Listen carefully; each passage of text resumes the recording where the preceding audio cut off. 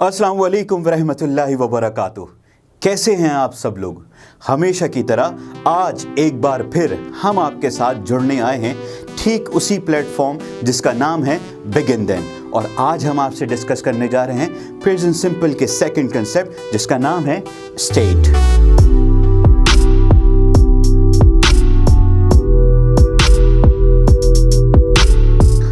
जी जनाब, फिर मैं आपको बताता चलूं कि हम और आप इसी तरह से जुड़े रहें तो क्या ही बात है कि हमारा काफ़िला यूं ही बढ़ता चला जाएगा और इंशाअल्लाह हमारी मंजिलें तय होती चली जाएंगी। आज हम आपसे जो बात करने जा रहे हैं वो उसका नाम है स्टेट। उस टॉपिक का नाम है स्टेट, जो कि प्रेजेंट सिंपल का सेकंड कंसेप्ट है।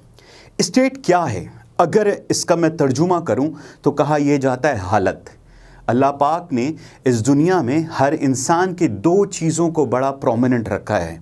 वो प्रोमिनेंट किस तरह से कि एक शख्स की हालत और उसी शख्स का काम। आप स्टूडेंट हैं, यह आपकी हालत है। आप पढ़ते हैं, यह आपका एक्शन है। मैं टीचर हूँ, ये मेरी हालत है। मैं पढ़ाता हूँ, ये मेरा एक्शन है। ठीक उसी तरह से दुनिया के हर इंसान के साथ ये दो चीज़ें बिल्कुल उसी तरह जुड़ी हुई हैं जैसा कि सुबह के साथ रात और शाम के साथ दिन, और इसी तरह से ये सिलसिला चलता रहता है। आज हम आपसे बात करने जा रहे हैं स्टेट क्या है। आप अगर गौर करें तो बोर्ड के ऊपर ये डेफिनेशन छोटी सी आपके सामने मौजूद है। Present simple also talks about the state of a subject according to its age, उम्र, gender, जिन्स, existence, वजूद, relationship, रिश्ता, illness, बीमारी, and profession, पेशा। मैंने इन तमाम कॉमास, ये जो आप देख रहे हैं, age, gender, existence, relationship, illness and profession, मैंने तमाम कॉमास को गैदर करके एक सब्जेक्ट की स्टेट को एक्सप्लेन करने की कोशिश कर रहा हूँ आज। सबसे पहले अगर गौर किया जाए, इस दुनिया में अल्लाह पाक ने जितने भी इंसान को भेजा वो इंसान सबकी मुख्तलिफ एज है। अगर मैं किसी 10 लोगों के ग्रुप से पूछूं तो ज़रूरी नहीं है कि वो 10 लोगों की एज बिल्कुल सेम हो। कोई अपनी एज कुछ बताएगा, कोई अपनी एज कुछ बताएगा। दूसरी तरफ चलते हैं, जेंडर। जेंडर क्या है? जिन्स। अल्लाह पाक ने इस दुनिया में इंसान को दो जेंडर के अंदर भेजा, एक मर्द और एक औरत।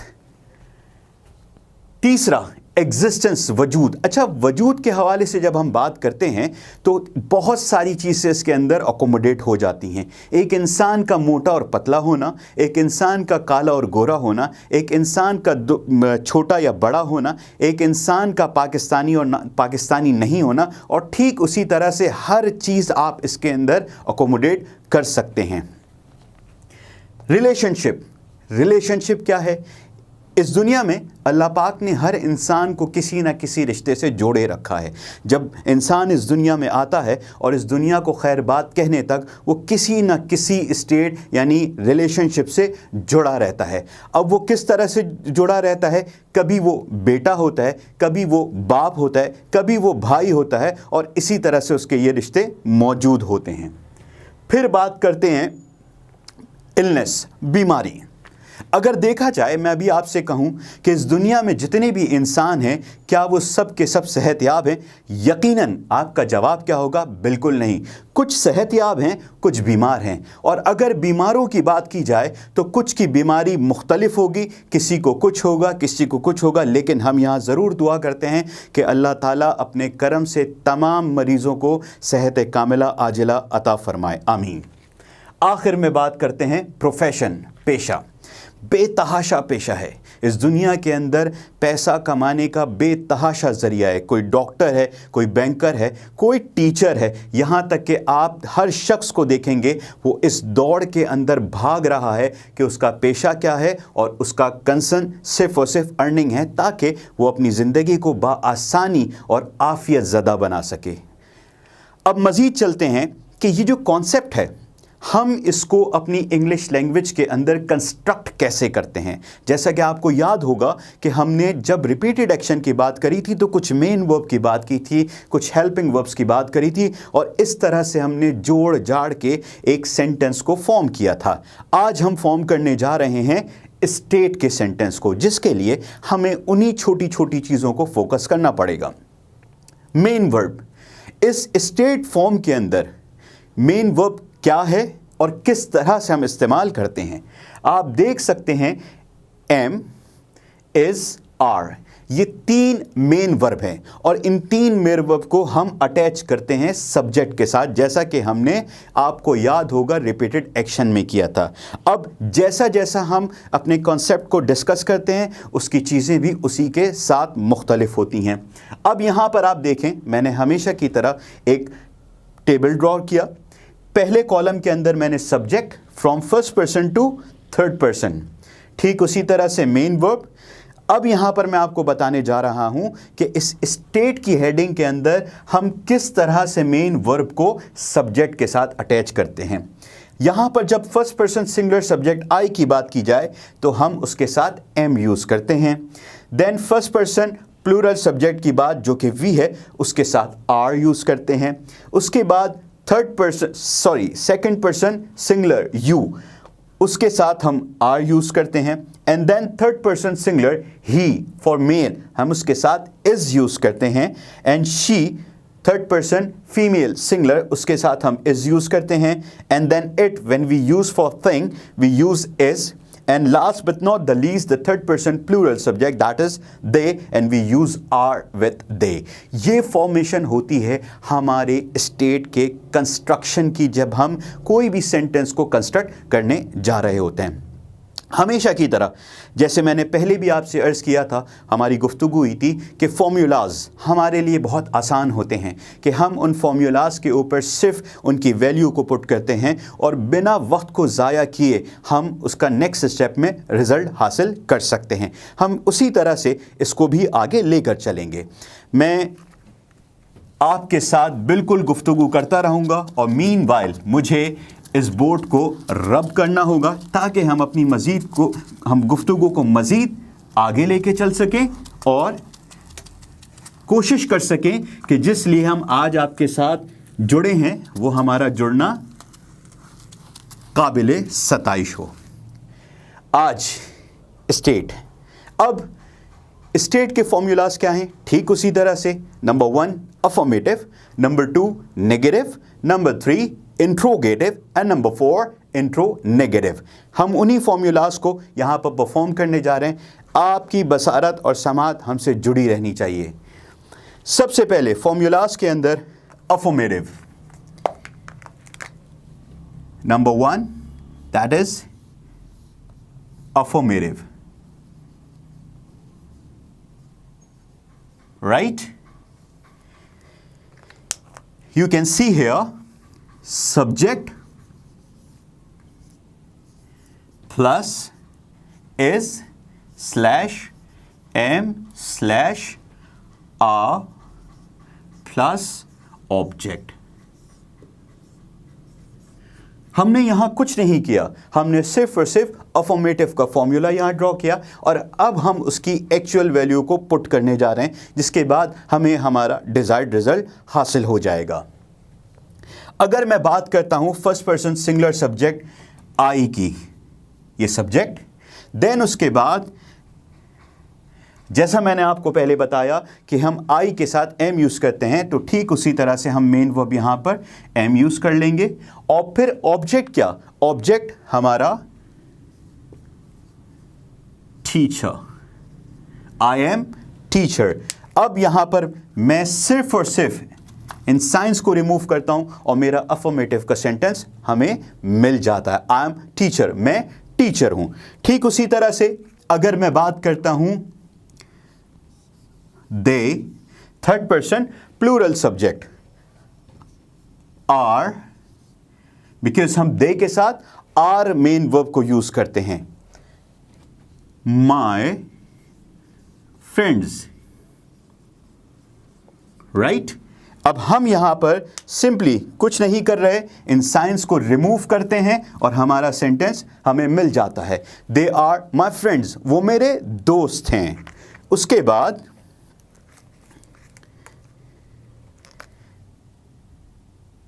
he, third person singular subject, is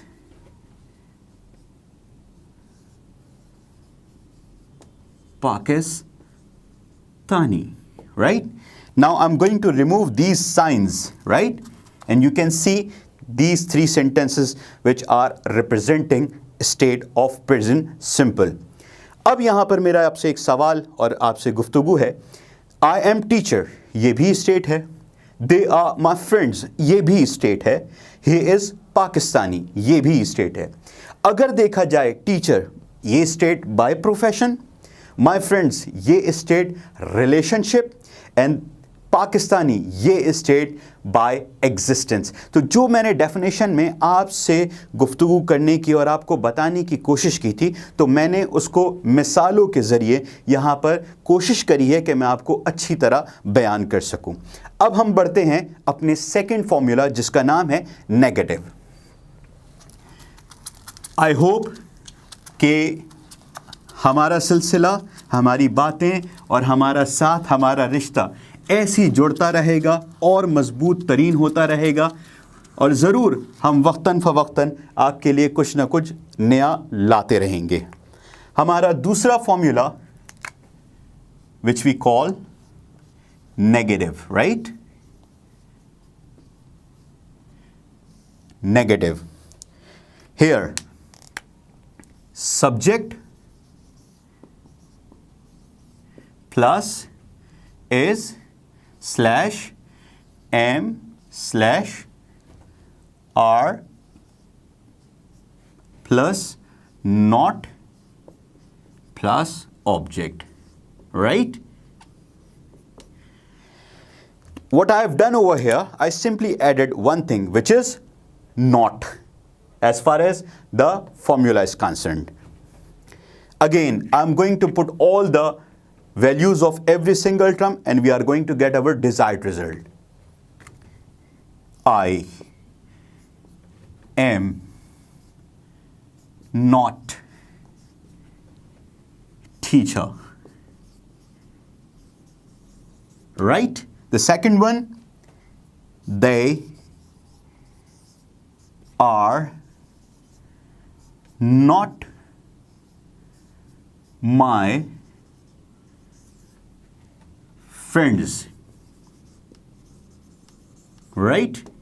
And the third one, he is not Pakistani. Here, now I'm going to remove all signs and we are having our desired sentences of negative formula. I'm not teacher, मैं teacher नहीं हूँ। They are not my friends, वो मेरे दोस्त नहीं हैं। He is not Pakistani, वो पाकिस्तानी नहीं है। गौर तलब बात यह है कि आज के इस कंसेप्ट के अंदर कुछ भी एक्शन नहीं है। हम सिर्फ और सिर्फ बात कर रहे हैं मुख्तलिफ हवालों से एक सब्जेक्ट के स्टेट की, जैसा कि हमने अब तक अफर्मेटिव से नेगेटिव की बात करी। अब हम चलते हैं अपने तीसरे फॉर्मूला जिसका नाम है इंट्रोगेटिव।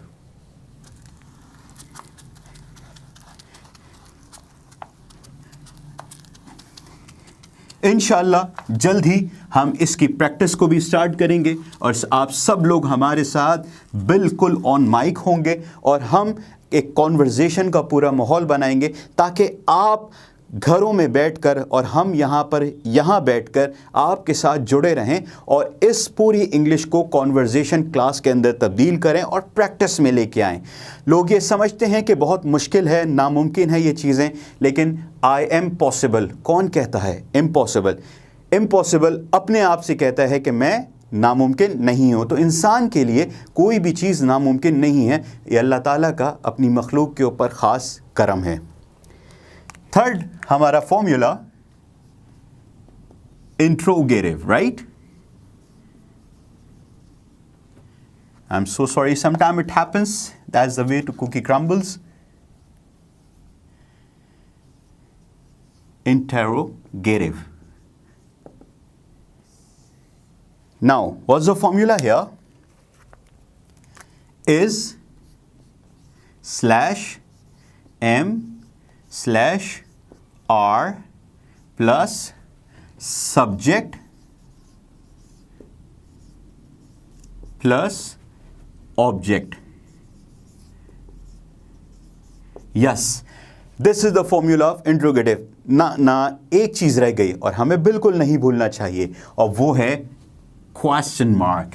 क्योंकि इसकी मिसाल ऐसी है कि अगर मैं ये यहां नहीं लिखूं तो मैं ये नहीं कह सकता कि ये क्वेश्चन सेंटेंसेस है या इंट्रोगेटिव है। Now I am again putting the single term formulas, every single values of every single term. Am I teacher, right? Are they my friends, right? And last sentence, is he Pakistani?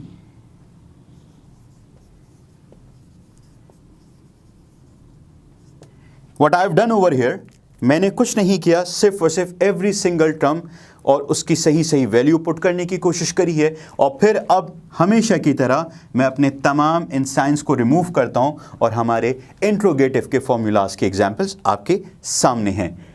M I teacher, क्या मैं teacher हूं? Are they my friends, क्या वो मेरे दोस्त हैं? Is he Pakistani, क्या वो पाकिस्तानी है? ये तमाम सवालात हैं, ये तमाम इंट्रोगेटिव्स हैं। आखिरी बात, इंट्रोनेगेटिव, ये हमारा चौथा और आखिरी फॉर्मूला है, और मैं बताता जा रहा हूं बार बार लिख के एक चीज़ को, ताकि मेरी कोशिश ये है कि जो बातें हम आपसे यहाँ पर कह रहे हैं वो किसी न किसी हद तक आपके जहनों के अंदर, आपके अज़हान के अंदर में वो बराजमान हो जाएं। Number 4, इंटेरोनेगेटिव, right? सिंपली हम क्या करते हैं, इसमें इंट्रोगेटिव सेंटेंसेस के अंदर नॉट ऐड करते हैं और हमारी ट्रांसफॉर्मेशन किस में हो जाती है? इंट्रोनेगेटिव सेंटेंस में। Just like am/is/r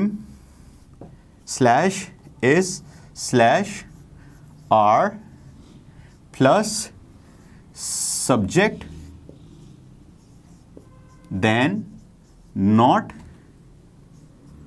and then object. Here we will not forget a question mark, right? Now अब मैं हर एक टर्म की वैल्यू पुट करने जा रहा हूं। am I not teacher, right? Same. Are they not